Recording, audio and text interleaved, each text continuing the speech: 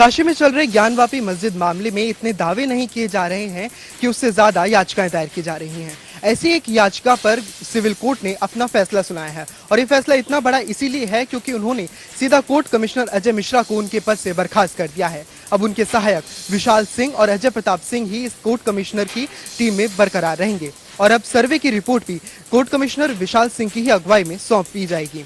इसी के साथ ही कोर्ट ने 2 दिन की भी मोहलत दी है ताकि वो अपनी पूरी रिपोर्ट तैयार कर सकें और कोर्ट में इसे पेश किया जा सके। सर्वे से जुड़ी एक और याचिका मुस्लिम पक्ष की ओर से सुप्रीम कोर्ट में भी दाखिल की गई थी, जिसमें कहा गया था कि बिना मुस्लिम पक्ष के सुने किस तरह से सिविल कोर्ट ने शिवलिंग का जो तथाकथित शिवलिंग वहां पे मिला है उसकी घेराबंदी करने, उसकी सुरक्षा बढ़ाने और वहां पे नमाज को बैन करने को लेकर किस तरह से आदेश सुनाया। यहाँ तक कहा जा रहा है कि मुस्लिम पक्ष ने इस पर भी आपत्ति जताई है कि कोर्ट ने अपने आदेश में किस तरह से शिवलिंग शब्द का इस्तेमाल किया है, जबकि अभी भी सर्वे की रिपोर्ट आनी बाकी है। इसको लेकर सुप्रीम कोर्ट ने कहा है कि ये मामला अभी भी निचली अदालत में है, तो जब उनका फैसला आ जाएगा उसके बाद अगर किसी पक्ष को आपत्ति है तो वो आकर अपनी याचिका सुप्रीम कोर्ट में दाखिल कर सकता है। लेकिन एक और मामले की सुनवाई जारी है जो कि गुरुवार को होनी है। दरअसल 5 महिला वादियों ने अपनी याचिका दायर की है कि शिवलिंग के पास जितना भी मलबा है उसे हटाया जाए और यहाँ तक कि नंदी के सामने जो मस्जिद और मंदिर को अलग करती है उस दीवार को भी तोड़ा जा सके ताकि श्रद्धालु सीधे जाकर जो अब शिवलिंग मिला है उसके दर्शन कर सके। इन सभी मामलों पर सुनवाई जल्दी से जल्दी हो, ऐसी ही सिविल कोर्ट की मंशा लगती है ताकि इन सब पे जल्दी से फैसला लिया जा सके। प्रधानमंत्री नरेंद्र मोदी ने 5G टेस्ट बेड लॉन्च कर देश को समर्पित किया। इस मौके पर उन्होंने कहा कि खुद से निर्मित 5G टेस्ट बेड राष्ट्र को समर्पित करने का उन्हें खुद से अवसर मिला है और उन्होंने कहा कि यह आधुनिकता और आत्मनिर्भरता की तरफ एक बड़ा और अहम कदम है। उन्होंने कहा कि इस प्रोजेक्ट से जुड़े सभी साथियों को हमारे IIT से बहुत बधाई देता हूँ। 5G के रूप में जो देश का अपना 5G स्टैंडर्ड बनाया गया है वो देश के लिए बहुत गर्व की बात है। ये देश के गांवों में 5G टेक्नोलॉजी पहुंचाने में बड़ी भूमिका निभाएंगे। पीएम नरेंद्र मोदी ने कहा कि 21वीं सदी में भारत में टेक्नोलॉजी देश की प्रगति और गति की निर्धारिता तय करेगी, इसलिए हर स्तर पर कनेक्टिविटी की आधुनिकता बनाई जाएगी। पीएम नरेंद्र मोदी ने कहा कि 5G टेक्नोलॉजी भी देश को गवर्नेंस में ease of living, ease of doing business में सकारात्मक बदलाव लाने वाली है। इससे खेती, स्वास्थ्य, शिक्षा और इंफ्रास्ट्रक्चर और लॉजिस्टिक हर सेक्टर में ग्रोथ बल मिलेगा। इससे सुविधा भी बढ़ेगी और रोजगार भी बढ़ेंगे। प्रधानमंत्री नरेंद्र मोदी ने कहा कि ऐसा अनुमान है कि आने वाले 15 सालों में 5G से भारतीय अर्थव्यवस्था को $450 मिलियन का फायदा होने वाला है। इस दशक के अंत में 6G व्यवस्था शुरू कर पाएं और इसका टेस्ट फॉर्म काम कर रहे हैं। साथ ही उन्होंने ये भी बताया कि 2G, 3G और 4G का दशक कितना ज्यादा भ्रष्टाचार का था और उन्होंने ये भी कहा कि 5G और 6G का दशक आने वाला काफी ज्यादा आधुनिक होगा। पश्चिम बंगाल की मुख्यमंत्री ममता बनर्जी और उनकी पार्टी टीएमसी को सुप्रीम कोर्ट का बड़ा झटका लगा है। बता दें, सुप्रीम कोर्ट ने कोयला तस्करी के मामले में ममता बनर्जी के भतीजे अभिषेक बनर्जी और उनकी पत्नी से पूछताछ के लिए ईडी को अनुमति दे दी है। अदालत ने कहा है कि ईडी 24 घंटे के नोटिस पर अभिषेक बनर्जी और उनकी पत्नी से पूछताछ कर सकती है। हालांकि अदालत ने अभिषेक और उनकी पत्नी को एक राहत भी दी है। ईडी अब उन्हें दिल्ली बुलाने की बजाय कोलकाता से ही पूछताछ करेगी। बंगाल सरकार की ओर से ईडी की पूछताछ का लगातार विरोध किया जा रहा था। अदालत ने अपने फैसले में बंगाल सरकार से यह भी कहा है कि जांच अधिकारियों के सामने किसी तरह की बाधा या बदसलूकी नहीं होनी चाहिए। अभिषेक बनर्जी ने सुप्रीम कोर्ट से मांग की थी कि उन्हें दिल्ली में ही ईडी के मुख्यालय आकर पूछताछ की जाए।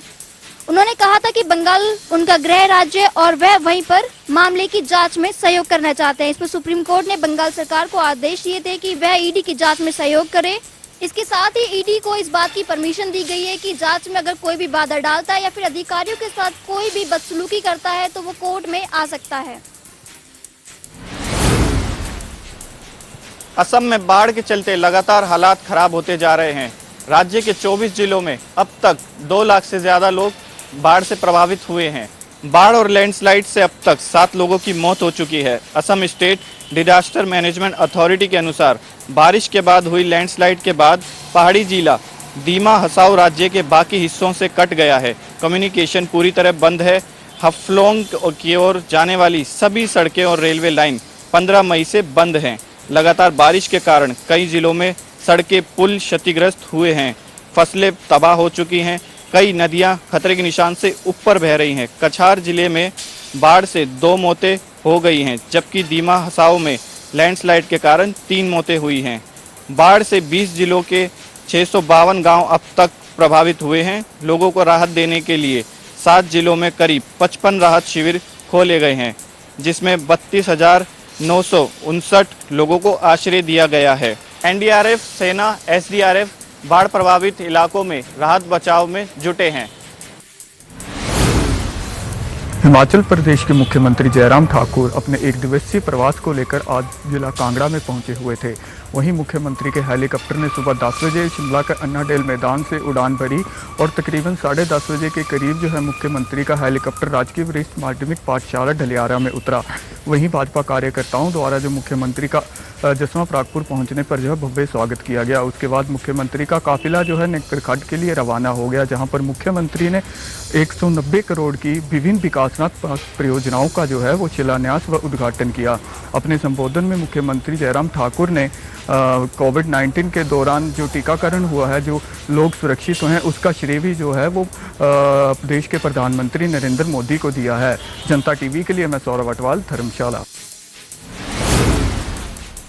25 जून को महम में 24 चबूतरे पर SYL के मुद्दे पर एक महापंचायत आयोजित की जाएगी। 24 अठगामा पंचायत के संयोजक शमशेर खरकड़ा ने आज एक प्रेस कॉन्फ्रेंस को संबोधित किया है और उन्होंने बताया कि SYL का जो मुद्दा है वो काफ़ी पुराना है और किसान आंदोलन के दौरान उन्होंने एक महापंचायत बुलाने का निर्णय लिया था, लेकिन किसान आंदोलन के चलते वह पंचायत नहीं हो पाई थी। अब 25 जून को फिर महम में 24 चबूतरे पर महापंचायत बुलाई गई है। इसमें कई सामाजिक संगठन, किसान संगठन और उत्तर भारत की कई खाप पंचायतें पहुंचेंगी और उनके प्रतिनिधि पहुंचेंगे और यहां पर SYL के पानी को लेकर कोई बड़ा निर्णय लिया जा सकता है। भारतीय किसान यूनियन एकता उग्राह के जिला अध्यक्ष निर्भय सिंह पर पुलिस द्वारा मामला दर्ज किया गया, जिसको रद्द करवाने की मांग को लेकर आज सिटी थाना के आगे सैकड़ों किसान धरने पर बैठे हैं और किसानों ने अनिश्चितकालीन धरना लगा दिया है। किसानों की मांग है कि जो जिला अध्यक्ष पर पुलिस ने मामला दर्ज किया है उसे रद्द किया जाए। गौरतलब है कि सोशल मीडिया पर टिप्पणी को लेकर एक दुकानदार और जिला अध्यक्ष के बीच काफ़ी तकरार हुई थी, जिसको लेकर दुकानदार ने उक्त जिला अध्यक्ष के खिलाफ पुलिस में शिकायत की। हालांकि किसान नेता ने भी दुकानदार के खिलाफ शिकायत की थी, मगर पुलिस ने किसान नेता के खिलाफ मामला दर्ज किया था। दूसरी तरफ दुकानदार के ऊपर मामला रद्द न करने को लेकर किसानों में रोष फैल गया।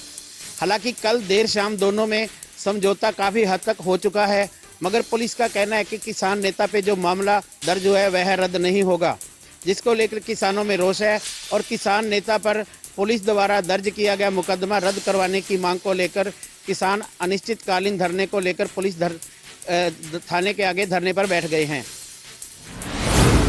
पूरा उत्तर भारत गर्मी से जूझ रहा है। इस गर्मी से किसानों की कपास की फसल जलने लगी है। किसान भी परेशान हैं, हैरान हैं। उनका कहना है कि सरकार नहरों में पानी नहीं दे रही, जिसकी वजह से उनकी फसलें तबाह हो रही हैं। उनका कहना है कि अगर यही मौसम रहा तो आने वाले समय में उन्हें सड़कों पर आना पड़ेगा, क्योंकि सरकार पानी नहीं दे रही और वहाँ से भगवान भी नाराज़ है। उनका कहना है कि सरकार को चाहिए कि सरकार नहरों में जल्दी से जल्दी पानी दे ताकि वो अपने खेतों में पानी लगा सकें। वहीं कृषि वैज्ञानिकों ने भी यही कहा है। उनका कहना है कि आने वाला समय किसानों के लिए काफ़ी ख़तरनाक है, क्योंकि गर्म लूएँ चल रही हैं, जिसकी वजह से उनकी फसलें जल रही हैं, तबाह हो रही हैं। इसलिए उन्हें ड्रिप सिस्टम से पानी लगाना चाहिए ताकि उनकी फसल ठीक ठाक रहे। अब देखना होगा कि सरकार किसानों की कितनी सुनती है और कब तक पानी देती है, जिससे उनकी फसलें बच सकें।